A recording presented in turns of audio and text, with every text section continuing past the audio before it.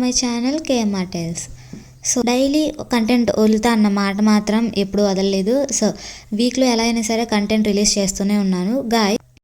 Guys నేను మీకు పాత వీడియోలో ఈ అఫిలియేట్ మార్కెటింగ్లో 3 పార్టీస్ అనేవాళ్ళు ఉంటారు అని చెప్పాను. ఎవరు?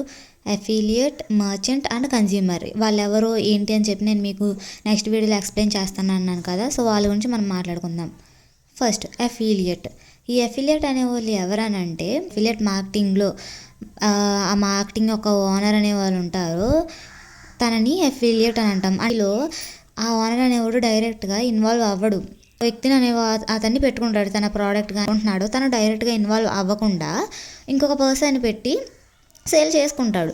అలా ఎవరైతే మీడియేటర్లుగా ఉంటాడో, లైక్ ఇక్కడ మనం తను ఎవరో అప్పుడు మనకి ఇక్కడ అయ్యేది మర్చెంట్.